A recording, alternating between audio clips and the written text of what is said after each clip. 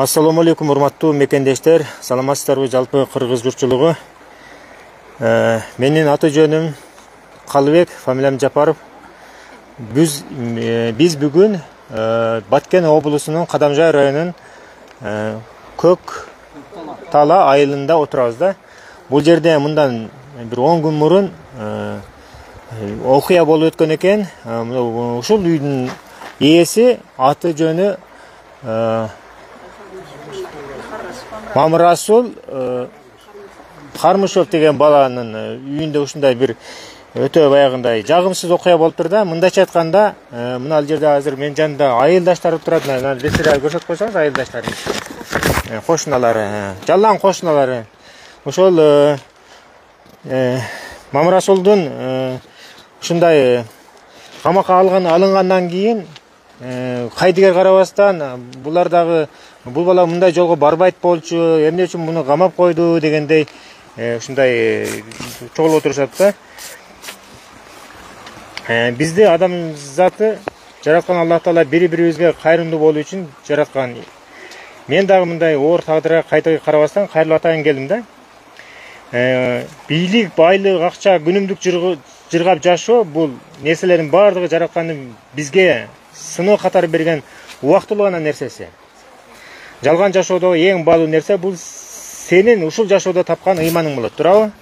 Рахмат. Адамга эң кыйыны жашоодогу сенин биринчи душманың болгон нафсиңди туура жолго салып, ыймандуу болуу. Сен өлсөң бир гана амал көйлөгүң менен, ыйманың менен бул жалган дүйнө менен коштошуп, чыныгы дүйнөгө кетесиң. Сенин бул дүйнөдө кашыктап тапкан байлыгың, бийлигиң балким сен жактырбаган, сен сүйбөгөн адамдардын колунда кала берет. Эми келген кадамыбыздын максатын өтөлү. Бул жерде эми мына жерде көрүп турасыздар. Мамырасулдун үйү жөнөкөй эле үй экен. Мында тие караганда жөнөкөй жаран деп эсептесек болот да. 3 баласы бар экен, анан келинчеги менен азыр бүгүнкү күндө 3 баласы анан келинчеги болуп, ошол бала чакасы ошол атасын күтүп, ошол баягы үй бүлөнү жалгыз жападан жалгыз уже багып аткан киши ошол Мамырасул болгон экен да. Эми биз сөзүн кезеген ушул жердеги өзүнүн айылдаштарынан баштасак, анан үйдүн ичине да кирсек, анан каерде окуя кандай болгон, же болбосо биринчи ушул жактан тартып чыгалыбы? Тартып чыгалы, сиздер отуруп туруңуздар анда. Жүрүңүздөрчү. Ким көрсөтөт? Кимиңиздер көрсөтөсүздөр, келиңиздерчи. Баштан аягына болгон окуяны көрсөтүлөт. Мына биз азыр Мамырасулдун үйүнө кирип баратабыз. Бул жерде Мамырасулдун өзүнүн карындашы, мына жерде келинчеги. Келинчегинин атыңыз ким эле? Жазгүл, Жазгүл айым мына жерде. Айтсаңыз, сиздер бул жерге ошол кайсы число күнү болуп атат бул? 1-октябрь күнү бул корого саат 9-га жакын келгенде, эртең мененки 9-га жакын келген. Саат 9-га жакын ким келди? Курсан Ташбеков деген участковый. Курсан Ташбеков деген участковый келет. Эмне себептен келиптир? Алимент боюнча келдим деп айткан негизинде. Ана мен жолдошумду чакырсам, жолдошум укпай калып, ол жумушка шашып аткандан кирип сүйлөшөр деп алып киргенбиз, аны адам катары көрүп эле. Жолдошум сөрүдө тапчан төгүндө чай ичип отурган. Аны алып кирбестен туруп ошол жерден кетирсеңиздер болбойт беле? Эми биз мындай ой бар экенин билген жокпуз да. Эми жолдошум шашып аткандыга байланыштуу эле кирип жолгоганда кет дегенбиз. Андан ошол менен эле сөрүгө барып отурган. Мына сөрүдө, мына келели, анда ошол сөрүдө келип, мына чарпая деп коет, сөрү деп коет, чай ичүүчү жайкы тапчан да, мындай эшикте. Бул жерде отурдуңуздар, Мына жерде жолдошум отурган. Участковый нерге эле отурган, Курсан Ташбеков отурган, а мен үйгө кирип, эки нанымды алып чыгып, бар тутканымды алып чыккам, кант барбы, май барбы алып чыксам, көп оора болбоң деди. Мен бурулуп чай койгом, буларга жаңы чайга даярдайын деп. Кийин эле ажатканага барып келсем болобу дейт. А мен бурулуп барсаңар болот десем, ит жокпу дейт. Анан ит жок десек макул деп турган, бул деле ит жок бара бер деди. Жолдошуңуз ит жок деп бара бер деди. Ооба. Мына жерде кадимкидей эле телефон ошо иштеги балдар менен сүйлөшүп эртерээк барайлы жумушка даярдана бергиле деген. Бул машинасында алып келет деп балдарды. Ошондон эле ажатканага барып, Жумушка жолдошуңуз каерде иштейт эле? Марказда аэропорт деген жер бар, ошол дейт. Марказ деген айылда аэропорт деген жер бар. Аэропорт деген айыл бар экен. Эмне иш кылат эле? Ошо бирөөдөн эмесинде баягында сарайын алган экен. Сарайды ылайыны уруш керек экен, Устачылык кылат эле, устачылык кылат экен. Биз муну кичине туруп турсун, акча келип, биз заказыбыз келсин, анан огуча бекер отурбай иштеп турайын деген да. Анан макулдуу эле, ал жакка кетет. Мен Кадамжайда официант болуп иштеп аткам. Кийин эле ажатканага барып кеткен. Мен үйгө кирип кийинип чыгайын деп келгем. Жүрүңүз, анда ошол жака барайын. Ажатканаңыздар бул төр жакта экен, эменин коронун эң жогорку жагында экен да, төр жагында. Анан бул жол ажатканага кетет. Бул жагында огород бар экен. Бул огороддо эмнелер эгилген? Помидорлор эгилген. Гилас, шабдалы. Булар кече жакында эгилген пакеттер. Бул отундар ошо тамырга чейин бар болчу. Бул отундарды сиз айтып бериңиз. Ошондан кийин биз отундарды бүт порядка кылганбыз. Ошо күнү дагы Ташбеков курсант айткан, любой адамдын эшигин таза болуш керек деп айтат да. Анан мен айттым, мени бул жакта эдим стройка болуп атат негизи. Биз бул жак менен занятость дагы. Биякта эч кимдин иши жок дедим. Биз эртең бул жакка сарайыбызды салабыз, анан порядкага түшөт деп айттым. Сиз жолдошуңузду камап койгондон кийин бул жерде ошондо сөзү келдиби ал? Жок, ондан алдын болуп аткан. Алдын болуп аткан. Ошол күнү болуп аткан. Арманга чейин болуп атат, Бул жактан келет эле ажатканага кирбедигин билбейм да. Көргөн жокпуз. Кайра эле келеткен дагы бул мана жерде дарактар болчу, мен кыйдырып салдым, бүт тазалап коелчу дагы не кылат деп. Бүт мусоркаларды өрттөп, мынтип жалбырак-жулбурактарды. Могу жерде дарак болчу, анан. Мына жерде дарактар өсүп турган экен да. Мына кыйылган. Мыналар да кыйылган. Бүт кыйып коюп, бияка койдук, ал жака жыйдык. Анан о жерде коюлган жана чөп немеге чукурга. Нерде уже дарак бар да, тосулуп турат. Бул дарактарды элетпей тикен, мынандай тикендер. Энди элестеттиң, бул жерде бизге таң калыштуусу, бул жактан келет, биз эртең менен ажатканага барабыз, мисалы любой адам барып, анан келе айтканда жыт чыккан эмиш. Биз даже мерге келип колу менен ушалап жыттап көрсөңөр дегенде да жыты чыккан жок да бул нерсенчи. Анан сиздер ажатканага кеткен жолдон кадамдап көрөлчү. Ушул жеринде атат да. 1 2 3 4 5 6 7 кадам 7 метр жерден жыт чыккан деп атат да эми ал. Анан жерден жыт чыккан дейт. Могу жерлерде да дарактар бар да, ал жак ошо эле көрүнбөйт да, сетка гана көрүнөт. Элестетиң, мындай сары чөптөр курап калган могу жерде. Анан могу тешиктен тооктор, иттер өтөт да. Өткөндө муну тешиктер турат. Силер дейт, одан өтө берип дейт, жол кылып алыпсыңар дейт. Бул жерде дагы бит мыйзамга туура келбеген сөзү сүйлөп атат. Анан эле кайра биз менен бирөөсүн чакырат. Бул формачан бир бала келет дагы ошол жерде турду. Наркы акыркы эмеси тергөөчүсү, алардын аттарын билбейт экен. Ошолор келге чейин турду. Биз кайра эле аркага карап кетебиз. Уже ушул жерде басканда дагы мойнуңузга алып кое бериңиз, сизге жеңилдик болот. Дедилер, анан жолдонушум ушул жерде туруп, уже токотор жерге жеткирди да, кайра демит дали иштем тее берсеңиз добу чыгат го. Ошо эле алыңыз дей берсем, бул да жиндик эле сөктү, участковойдучу. Дедим, мен эмне себептен алам деди. Мен аны кармабасам, мен тааныбасам деди. Мен билбесем, сен келип айтатсаң, көрүп атсам, эмне максатың деди. Апарып камашпы, кама деди. Пешенеме жазганды көз көрөт деди. Башка вариантым жок деди. Мен сага актанганга деди, доказательством жок болуп атат деди. Десем, бизге бакырыңбаң деп экөө алынып кетти күйөөмө. Алында мен ошол жерде айттым. Мындай кылбагыла да дедим. Сиз басымың дедим. Ачып калдырбаң дедим. Силер дагы дедим, эмне заставить этип атасыңар буну дедим. Десем, жок эми, болгон эле факт да, өзүңөр деле алып койсоңор болот да деди. Нам биз келебиз, кайра эле сөрүгө отурабыз. Сөрүдө экөө отурушканда деле кайра кайталады ошо сөзүнү. Мойнуңузга ала бериңиз, жеңилдик болот деди. Ошол жерде, мына жерде жанакы жерден ошондо жана кичинекей таңгактагы чөптү таап атабы?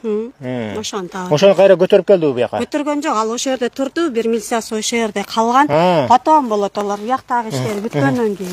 Башка шериктерин чакырды, анан кийин чакыргандан кийин жана мойнуңузга алыңыз, балаң газан деп атат да. Анан могу жерде сөрүдө отурганда дагы айтты. Ака жакшына эле колдоносузбу деди. Мен сага жакшына түшүндүрүп атам да, кайра кандай түшүндүрүп берейин деди. Deydi, anан kүйөөм сүйлөбөй койду. Анан мен айттым.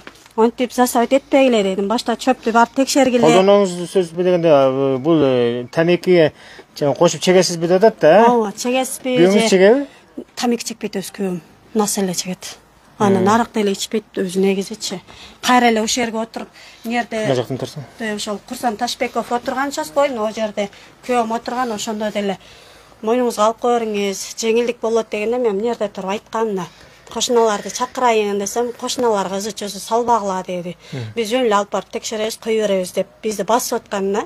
Анан эми биртекеде ондой нерсени көрбөгөн экен, шок болуп аткенсиң же телефонго тартканга эме болбоппуз же билбейм, мен даже өзүм тууганыма дагы чалган жокмун да. Кийин кызым келип эле тагасын чакырып турду. Апамдар шок болуп калды, келип биртеке кыласызбы деп. Анан үкам келсе сен аралашпа дептир. Анан иним мына жерде эле отуруп калган.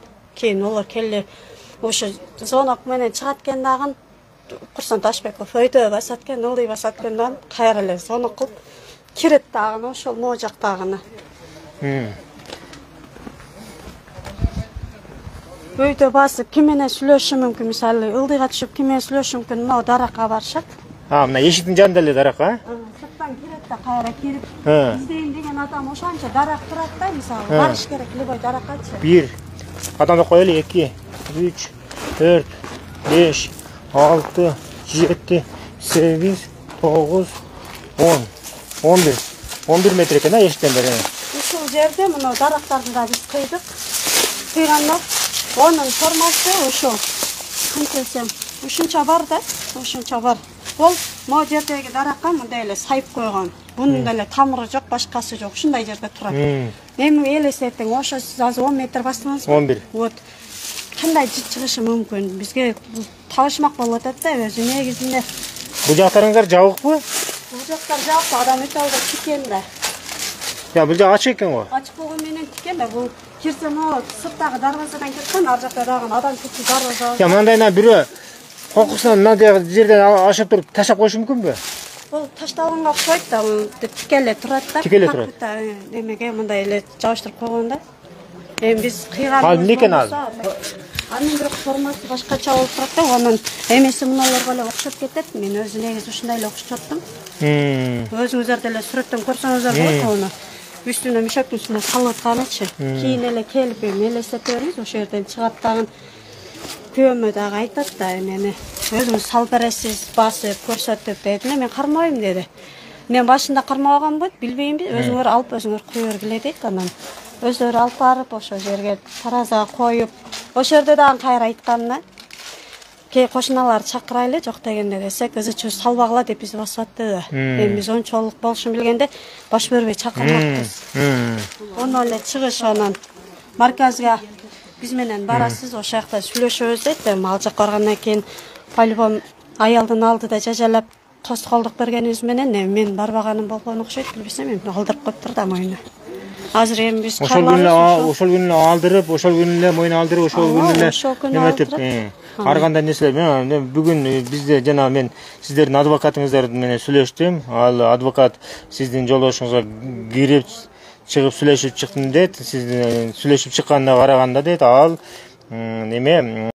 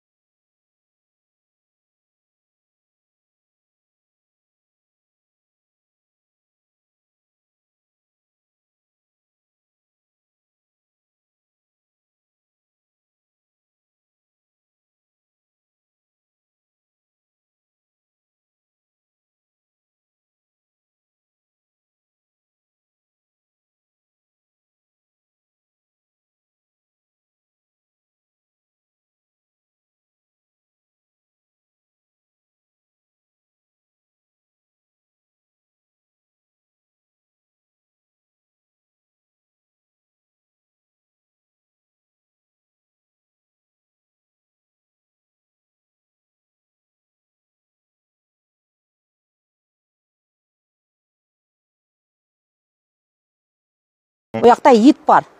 Же болсам төлетибиz түшүп кеткен, o жака жөнөтпөйт эди да. Шо барганыга таң калып атам да, шо барып, шо жака барып, шону таап келгениге таң калып атам. Кантип шо жака барды? Неге барды o жака? Кантип таап алды дейм да буну. O бетаныш адам болсо, ичи ооруп кеткен билме бала дейм да, энди көбүрөөк жеп. Бул жерде сиз күмөндөп атасыз да ушинтип, ошол милиция кызматкерин, жанагы участковойду. Күмөн санап атамын. Санап атасыз. Энди шу кантип шо жерде болсо жөнөтпөйт да. Мисалы үчүн бул келин жөнөтпөйт, шо жерде шону нерсе болсо, бул келин ham жөнөтпөйт. Мамар Асалам o жакта туалет жок, биз жокпуз дейт. Союз мезгилинде билесизби? Мой милиционер меня защищает дейт эле. Менин милициям мени коргойт дейт эле да. Анан ушундай баягындай эгерде кимдин короосуна туура эмес чөп өсүп алган болсо, келип предупреждать этет эле. Союз мезгилдеринде, мисалы, билбейм, Токтогул районунда ушундай кара курай деп коет экен, көп өсүп чыккан, ошондо ал кезде биз жаш кичинекей кезебиз эле. Мындай короңорго кара курай өсүп калды, же болбосо тиги биякта кара курай бар экен, ошону жулуп жок кылгыла деген иштерди, түшүндүү иштерин милиция кызматкерлери Түшүнүш керек. айтат эле да. Айтыш керек. Анан азыркы кезде болсо мындай сәл бир айылды чочуп туруп эле анан кийин сиздердин баарыңыз чочуп калдык деп атпайсыздарбы? Чочуйбуз анан кийин, ой бизге ham кеп калабы бул курайны көтөрүп деп. Жок, ана ошо таң калам да, ону шетте оргон болсо тагини келип көрбөйбүлөр, ошо оргон жерде мужбут бардыр тамыры. Шол келип көрсүн, чукулап көрсүн дейм да. Эксперттер бар да эми шолорду текшерген. Ал Баткен облусунун ички иштер башкармалыгынын жанагындай маалыматы боюнча бул кургатылган деп атат да, кургатып аткан жеринен деп атат да, кургатып. Мисалы, сиз же мен экөөбүз кургатып аткан жерибизден милицияны кармап алып атат да, ушундай жерден кармап алдык деп атат да, кургатып аткан экен депчи. Эми мен эмнеси болсо дагы мындай балекет сиз экөөбүздүн башыбызга түшпөсүн. Ошо милициянын да башына түшпөсүн. Түшпөсүн огоям. Бул дүйнөдө бул өзү хадис Курандарда келет. Кимге жамандык кылсаң, ал жамандык өзүңө келмейинче сен бул дүйнөдөн өлбөйсүң дейт. Шо таң каламда кантип эле шо жака барып эле шону таап келип эле. Келип о баланы эч кимден неме кылбайлык барып камап коет экен дейм да. Эми ол ошол алган жерди шо жерде келип текшерсин дейм да, шо жерде мужбут бардыр тамыры. Келип текшерсин шону тагини. О каяктан болуп? Ал жерде дарак өсөт экен, көлөкөй жер экен, анан каяктан өсөт ал жерде. Апа азыр эле көрүп келдик биз. Ойте жок бекен ойте? Жок. Азыр сиздер өзүңүздөр да барып көрсөңүздөр болот. Көрөсүздөр, жүрүңүздөр көрүңүздөр. Көрүңүздөр кайерге коюлган, кайерге таштаган. Мына келин Мамыр Расулдун келини айтып берет сиздерге. Бул келин айтты, биз бардык, ошондой кылды, бул биттасын ояктан алды, биттасын буяктан алды деп айтып атат. Ал жерде өсө турган жер эмес, мындай даже мындай баягы дара өскөндүн орду турат да. Анан кичине өзү да ошондон кийин даракты кыйып, ушул жерден дагы неме участковый ага чейин айткан экен, дарактарды нерде кыйылып тазалап туруш керек экен депчи. Сизге ошол сөздү, ошол окуя биринчи октябрга чейин участковый келип айтты беле? Жок.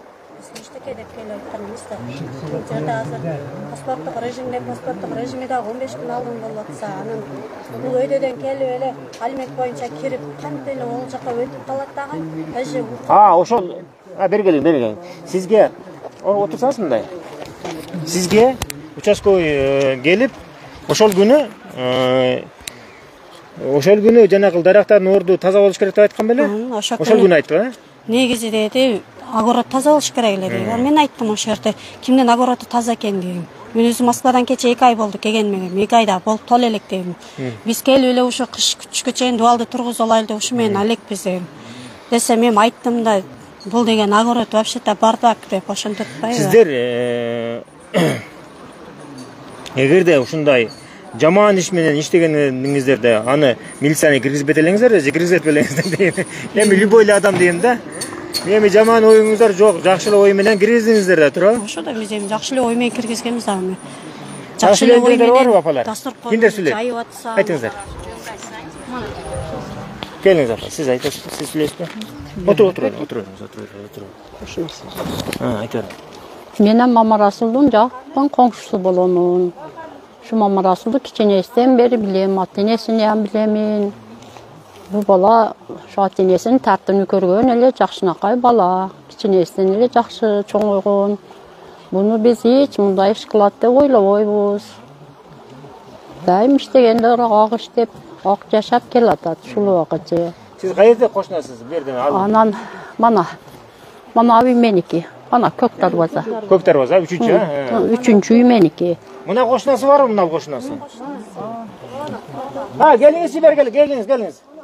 Anan Ha, kızı böyle için gelin. Gelseniz, kızı böyle için gelin. apasına. Geliniz. Ha.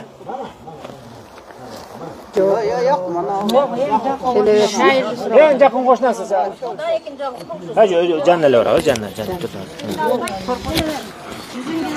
Bas kelever. Buna en yakın qo'shnasi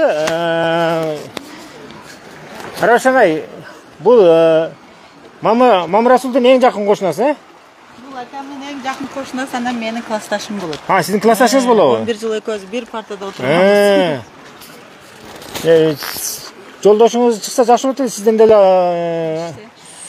иштеби? Качан келип калат? Мама Расул жөнүндө айтып бериңизчи. Mama Rasul'ka жакшы эле деп билбесем эми кандай болуп кетти. Түшүнбөй эле калдык биз ham. Бул жакта чейиңиздер мына жерден экен, а? Ana Мынаудан экен, а? Мынаудан. Бул жакта сиздер турасыздар. Qo'shnasi, eng yaqin qo'shni. Bu yoqda Mama Rasul da. Aytib berіңiz. Şol жакшы деп билбейм, биз ham түшүнбөй эле калдык, эмнеге мындай болду.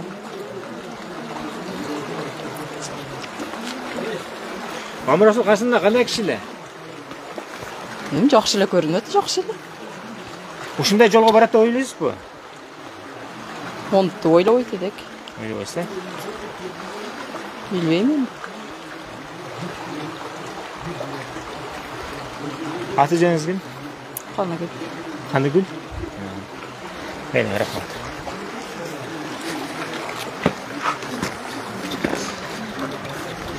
Бул эң жакын кошунасы экен, ошол жолдошунун аты ким? Шайырбек деген бала экен. Жолдошу Шайырбек келсе дагы андан дагы мындай кечирээк келип видео кылабыз. Мындай прямой эфир кылбасак да видео кылып алып, аны дагы жарыялайбыз.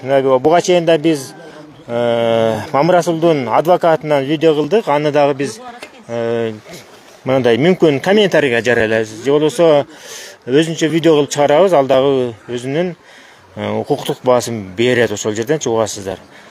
Абалар дагы сүйлөй тургандар барбы? Келиңиз агай. Мына бизде баягы ошол айылдын аттуу баштуу аксакалдарын бери ошол мугалим болуп мектепте иштейсиз да? Мен пенсионермин азыр. Азыркы учурда пенсионер экен. Ушул агай дагы агайга микрофонду берсек, мына сүйлөй бериңиз агай. Урматтуу айылдаштар, мына бир нече күндөн бери биздин айылда, биздин көчөдө коңуш колоңдун мындайча айтканда коркпой үркпөй айтканда тынчтыгы бузулду да энди. Себепке ол şu Mama Rasul укабыз камалып калды. Onun себептерини, onun анықтығыны, чындығыны, тура еместігini тиешелүү органдар, тиешелүү кызматкерлер аныктайт. Onu biz bir нерсе дей албайбыз. Бирок Mama Rasul жөнүндө biz той топо, ысык суук марака дегендей көчөгө жүрүш турушта жакшы бала, бир мындай арак ичкенин көрбөдүк, бирөө менен мушташканын көрбөдүк. Или дагы бир хулиганство бир нерселерге илешкенин көрбөдүк. Жакшы бала деп билебиз. Анан мен ол кече дагы бир журналисттерге интервью бергенмин. Ошондо ички үй бүлөсүдө кантип жашайт, ким менен жашайт, эмне чайнап жейт, эмнени пишират, аны мен билбейм мисалы үчүн. Тышкы жүрүшү, айыл ичинде жүрүштү бир жакшына бала эди.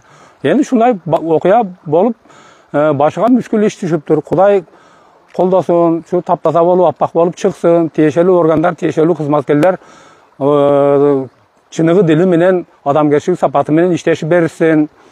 Энди элибиздин тынчтыгы бузулду дегенде кантип мен түшүндүрдүм. Ошол алдыңкы берген журналисттерге берген интервью катары эле шуну эле дагы кайталаймын мен. Себеби биздин айыл чоң, ар бирибизде 20 соттуктан тартып 2 гектар, 5 гектар, 3 гектар жерлерибиз бар, үлүш жерлерибиз бар, огородторубуз бар.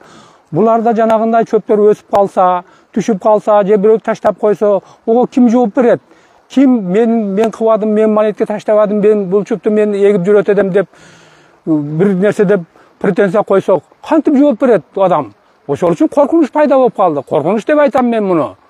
Ошондуктан биздин элдин тынчтыгын сакташ үчүн тездетип ушул окуяны, ушул Мамырасулдун ишини элге жарык кылып тез билдирсин. Тиешелүү адамдар, тиешелүү кызматкерлер өзүнүн милдетин аткарсын тездетип. Анан 2 айга камадым деп 2 ай 4 айда эле жүрө беришпесин. Айтар сөз көп, дагы чыга берет сөз. Рахмат. Атыңыз ким эле ага? Мамажунусов Зиябидин. Зиябидин агай азыр буга чейин дагы биздин интернет булактарында жүрөт агайдын берген интервьюлары. Анан ошону көрүп жана Ташбеков Курстан участковый милиционер, ушул жерде айыл өкмөтү милиционери агайды да чакырып алып, анан сиз ушундай тигиндей деп кичине сизге критика айткан окшойт, а? Енді оны мен критика демеймін. Помнун начальниги чакырды телефон менен. Помнун начальниги мен келип кетиң марказга деди. Бардым, ошол 15 минут 20 минутта жетип бардым. Барсам Кыргызстан боюнча элдин тынчтыгын буздуңуз. Сиздин эмнеге уйкуңуз келбейт? Сизди ким уйкуңузду бузуп жатат? Эгер уйкуңузду бузгандар болсо биз жазалайлы башка кылалы деди. Мен уйкум бузулушка себеп ушул чөйрөдө, ушунда жашообузда, жерибизде, огородубузда или талабыбызда бир нерселер өсүп калса, бир нерселер ташталып калса, биздин балдар күнөөлүү болуп калса, мына ушул окшогондордон корком дедим мен. Мен өзүмдөн коркпоймун дедим. А бирок бала чака, небре чебре, элдин бала чакасынан корком дедим. Ушундай бир карап эмне дейт, бир жаман окуя келип чыгышынан корком. Ошол үчүн ушундай деп сүйлөдүм дедим. Көрүңүздөр, урматтуу мекендештер, урматтуу бийлик өкүлдөрү, биздин жарандардын арасында мыйзамды сыйлаган, ушул аксакалдай мыйзамды сыйлаган, мыйзамды уккан адамдар жашайт. Ошон үчүн ушундай нерселер болуп калсаң корком деп атат. Мындай нерселерди биздин жанакы укук коргоо органдары буларга кайра коркпогула. Мындай нерсе деп туруп, эгерде чын эле ушундай иш болгон болсо, анда айтмакта, алдын ала келип туруп, мындай деп туруп түшүндүрүштерин айтмак. Азыр канча айылдын жүрөгүнүн ишин алып ушул жалгыз бир участковый милиционер ушундай коркутуп коюптур. Эми азыр адвокаты да айтып атат. Ал адвокат айтып атат, айыпталуучуну тиякта киргизип алып, жана клетканын ичинде. Ал жерде да коркутуу иштерин жүргүзүшүптүр. Коркутуу иштерин жүргүзүп, анан кийин алдашыптыр, анан кийин мындай кылып туруп кол коюп берип койсоң, сен ишиң тез эле бүтөт депчи. Ушундайлар токтотпойлу, урматтуу укук коргоо органдары. Жакшы, мына бийлик айыпдан аракет кылып атат, бирок силер ошол бийликтин аткаруу бийлигинде отуруп алып туруп, анан кийин туура эмес иштерди жасасаңыздар, чындыгында биздин карапайым элдин тынчтыгын бузган болосуздар. Дагы сүйлөй тургандар барбы абалар? Сиз сүйлөйсүзбү? Мамырасулду биз жакшы билебиз, мектепте окутканбыз. Биздин жакшы окуучулардан бири болгон бул. Жүрүш турушу, мүнөзү, өзүн алып жүрүшү, өмүрү жөнөкөй бала болгон.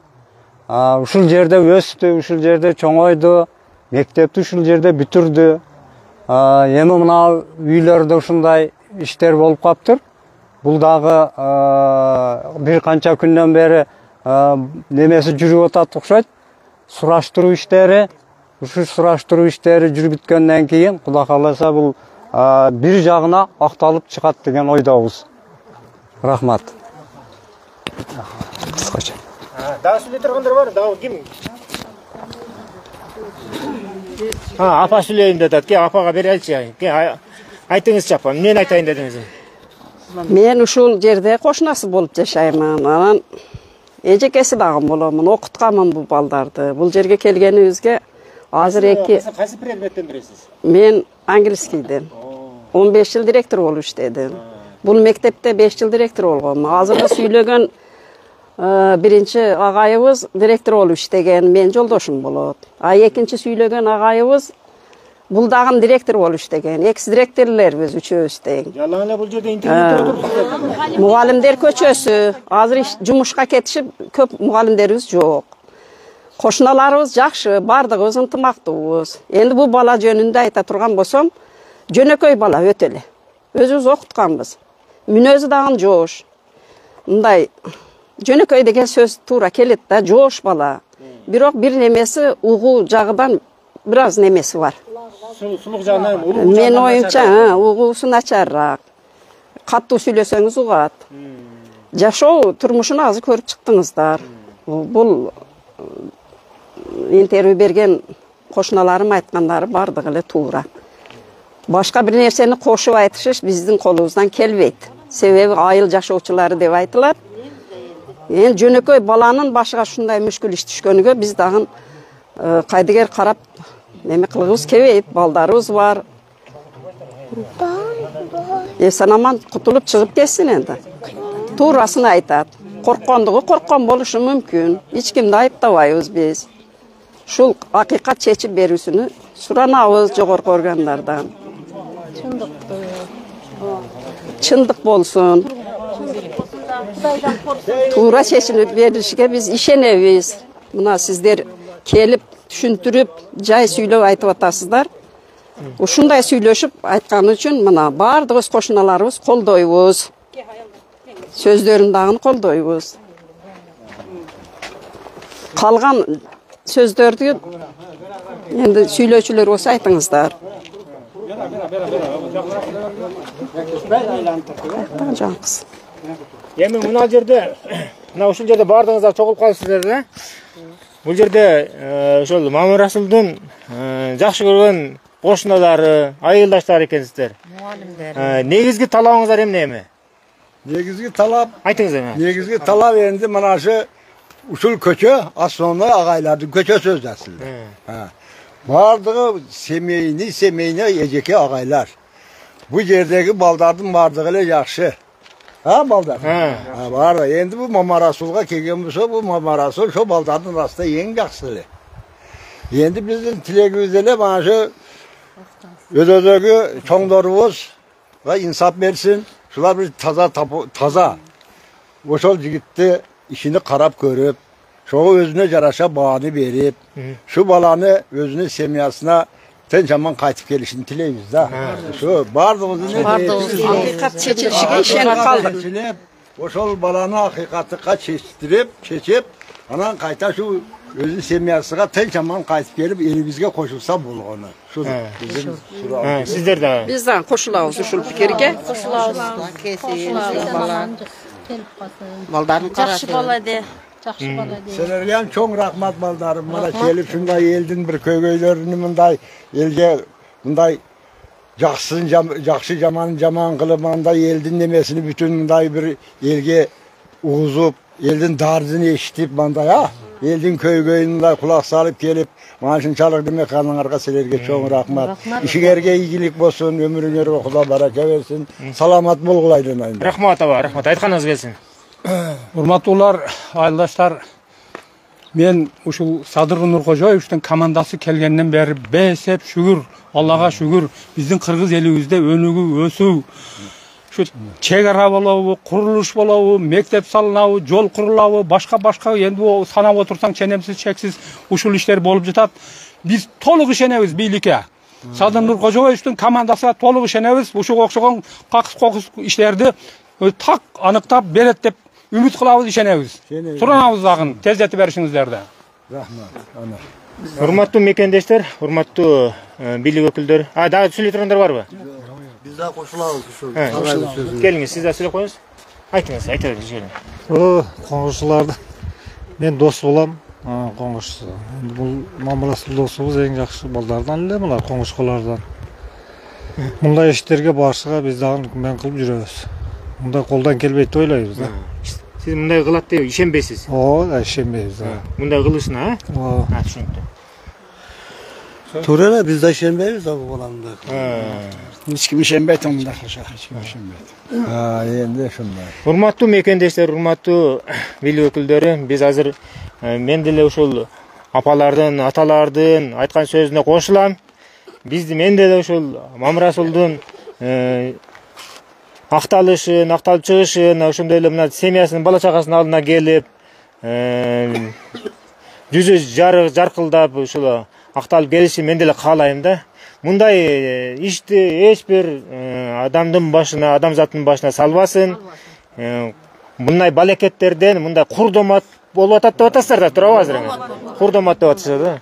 Эми курдомат боло турган болсо, чындыгында мен деле өзүм деле сиздердин ошол сөзүңүзгө кошулам. Балекеттерден, курдоматтан Аллах сактасын. Ар банданы сактасын. Ар бир банданы ушундай курут тооматтан, ушундай болбогон иштерден Кудай өзү сактасын. Эли журтубузга тынчтык, аманчылык болсун. Ар бир инсанга жакшылык болсун. Кыргызстаныбыз өркүндөп өссүн. Эли журтубуз тынчтык, аманчылыкта өркүндөп өсүп жүрө берсин. Ошол энди. Ошону менен биргеликте сот мына жакында мына 2 айга санкция жарыяланыптыр. Сот дагы адилеттүү чечим чыгарып беришине биз ишенебиз да? Ишенебиз. Адилеттүү жооп беришке ишенебиз. Ишенебиз. Mana дуа кылып коюңуз аба. Эли журтубуз тынч болсун, саламатчылык жакшы болсун. Ар бир адамдын кандай жакшылык ниетте, жакшы максаттары болсо, максат мурадыга жетсин. Мына шу келген силерге ден балдарым, кыздарым, силерге Кудай таалам өмүрүңөргө узун берекелүү болсун. Ишиңерге ийгилик болсун. Элдин мындай көйүнү көтөрүп, элге баарында колуңардан келиш, жардамыңарды бериштик насип кылсын. Амин. Айтканыңыз келсин. Сак саламатта болуңуздар. Урматтуу мекендештер, кийинки жолугушканга чейин.